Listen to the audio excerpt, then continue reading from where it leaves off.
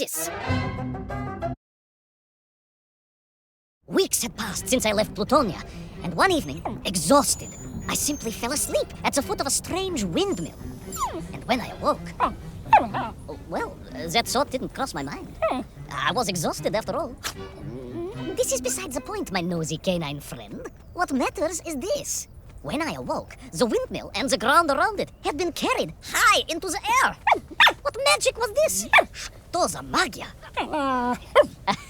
As unlikely, perhaps, as a suitcase-sized dog orbiting the center of the Earth for many years. Quite.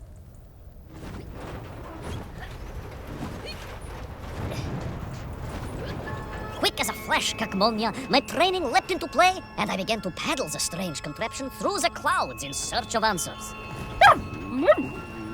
It is entirely possible that a miller who owns a windmill capable of levitating high into the air may also own a flying machine. Oh, now you're just being silly. May I continue my recounting of how I sailed over the sky gardens towards the mystical city of Peru? Oh, I must, my moju shatidrug. I must.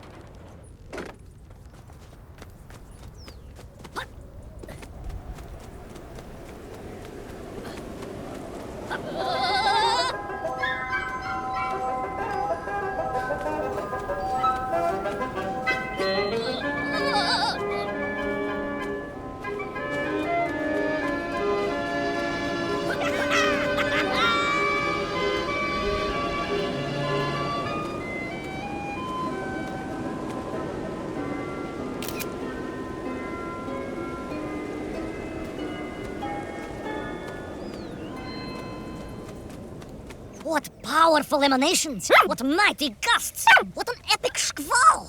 They reminded me of Cousin Pavel, yes! But whereas his rearward zephyrs could curdle milk and tarnish the teaspoons, these magical wafts only serve to carry me aloft and onwards.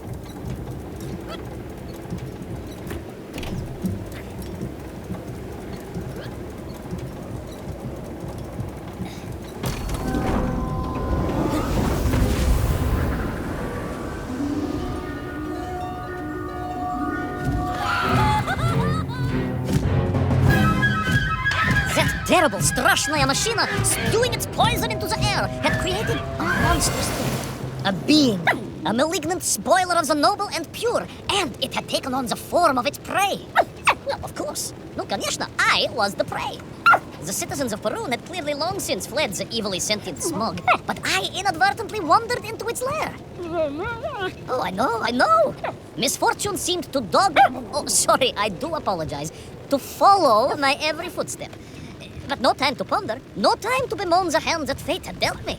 No, all that was on my mind was escape, конечно.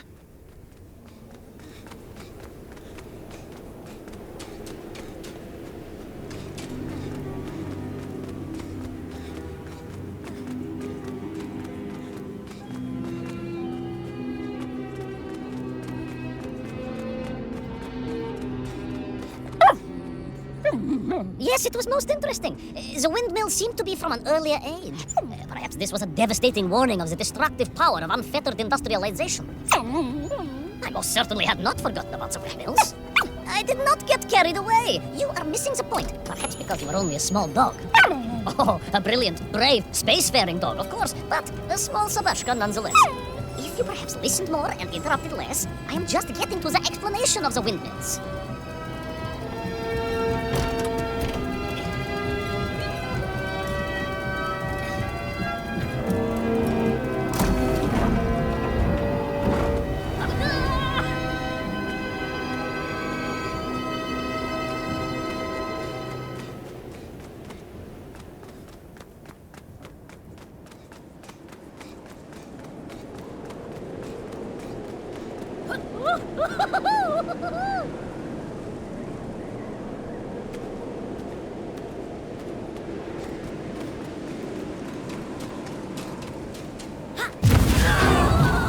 My stinky nemesis was back. But more interesting was the change in the city. The windmills were fading out, clearly obsoleted, mothballed, relics. Instead, a sensible obsession with power was apparent. Vast engines, terrible machines, ever hungry and reliant on the rapid consumption of fuel, the production of toxic fumes and choking gases. Pride, my pushisti compadre, pride, ambitia, ambition, the dark side of science. Zemechov's had too many. Don't be ridiculous, dog. Only a durak with the intellectual capacity of a ringworm would think windmills are in any way harmful.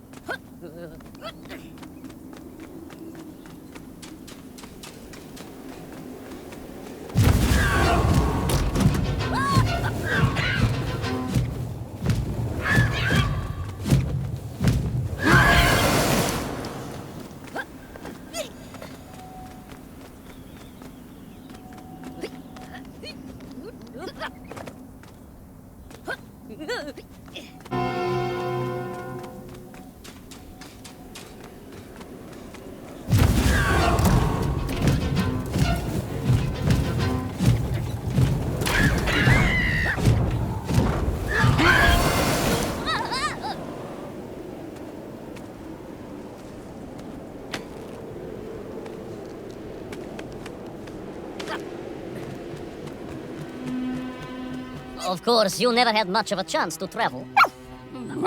Sarcasm doesn't suit you. You don't have the tail for it. You do, at least, have a tail. Mind you, family gossip maintained that so did Uncle Rabliem, although it was apparently little more than a stub, and a source of considerable discomfort and social anxiety for him. The question of whether or not Uncle Rablaim wagged his stub is very much off topic. What I am trying to say is that your upbringing on the streets of Moscow meant you never saw the blackened fields of Magnitogorsk, the sacrifices made by the valiant citizens of that industrial heartland, as they drowned in their own blight, even as they powered the state forwards. I was reminded of Magnitogorsk as I wandered through those fields of pipes and foundries, and I wept for the loss of innocence that so often goes hand in hand with progress.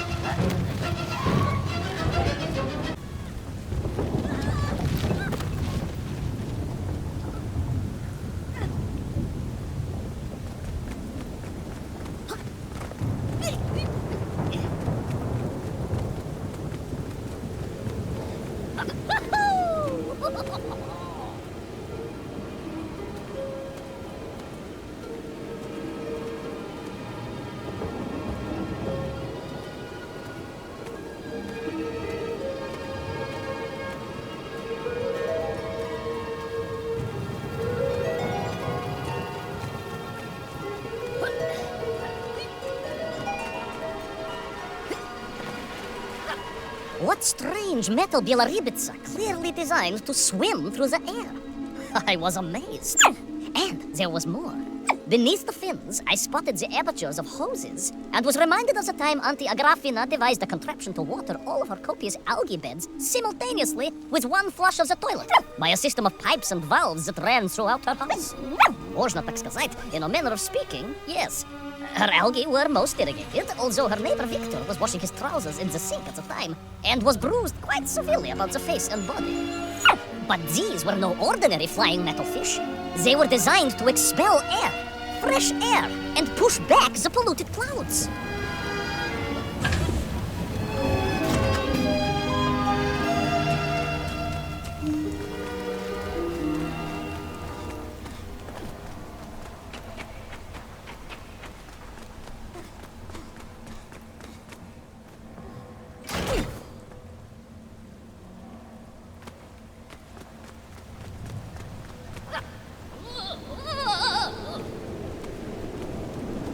There is, of course, a fine tradition of looking to nature to solve problems of a scientific or military persuasion.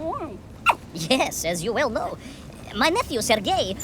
Yes, the very same. Poor lad with his dermatological eruptions. Well, Sergei was stationed recently at Kazachya Bukhta, where dolphins...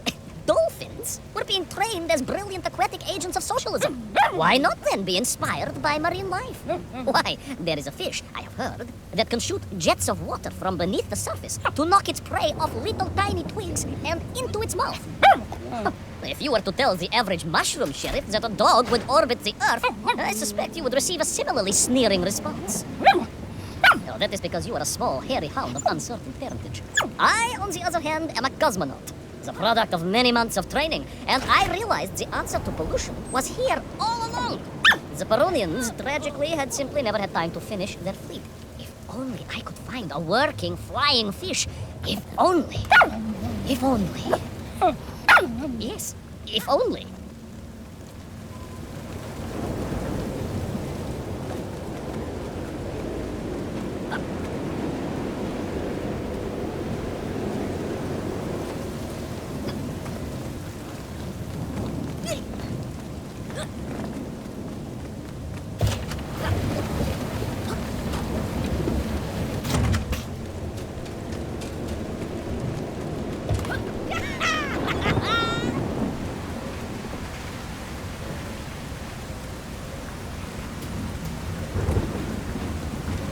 It made perfect sense, of course. The poisonous tuhatas that engulfed Perun was like a nasty cold. And you know what to do with a cold to rid yourself of it. You may not get colds, but nor can you operate pea-shelling machinery. So don't get ideas above your station. We humans, on the other hand, may produce up to 16 million perfectly unshelled peas in an average shift. But we are martyrs to our sinuses. But to clear them, aha! These are remedies we Russians have been perfecting over the long centuries of harsh winters. Onions. A quick snifter of onion oil will clear your head faster than a Pragviev can clear a hypothetical minefield. Yes, if I could find a functional fish, I would become that onion.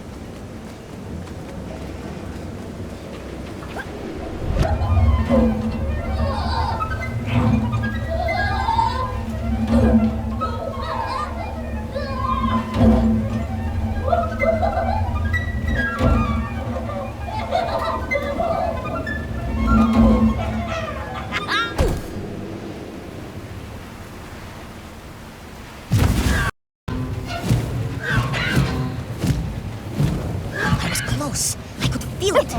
Yes, the working fish, the ribka. I could feel I was at the heart of Perun, and my noxious pursuer had renewed its chase. I was close. I could feel it. Yes, the working fish, the ribka. I could feel I was at the heart of Perun, and my noxious pursuer had renewed its chase with a terrible vigor.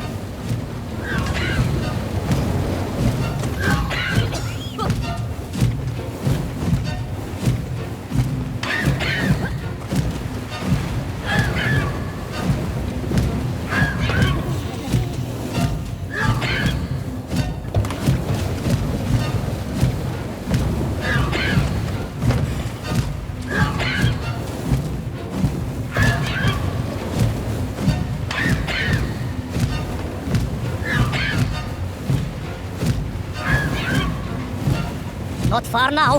I just had to keep going, keep pushing. It's almost as if you knew, Pavel.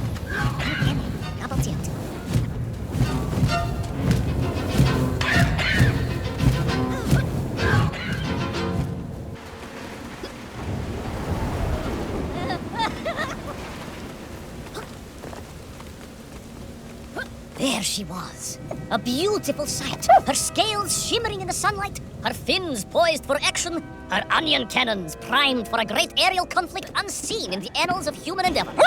And you are just jealous it was a bigger flying machine than yours. No, bilious pal, it was time for science to fight back. Yes, my hairy compatriot, Paechale, onwards to victory!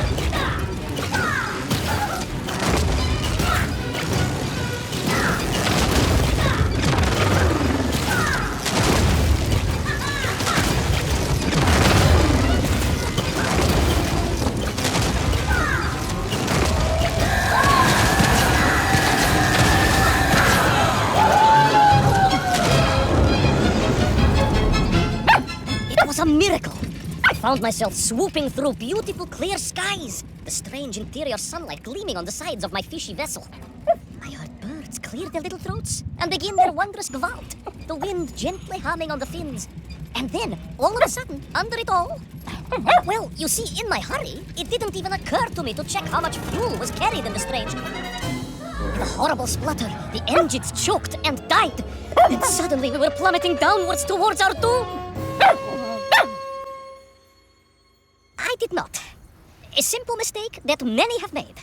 Why, my Aunt Agrafina met her untimely demise being late for a fungal sculpting seminar and making exactly the same error. Only, unfortunately, it left her stranded in sub-zero temperatures just outside Pravachitsinsk. She wasn't found until 18 years after her own funeral, but was perfectly preserved. Remarkable, really. It is beside the point, yes. So, there I was. My fabulous ship had become a terrible prison. I was hurtling to my almost certain death. My triumph turned to tragedy. But then... Well, you know what happened next. Even so, boy Machnatki Trug, that is a story for another time. A most extraordinary story, of course, filled with dangers and wonders, and canals, and invasions, and strange doorways to other worlds. But perhaps too long a story for now. Yes, indeed, my canine Tavarish. Time for soup. Auntie Agrafina's famous borscht. Coming?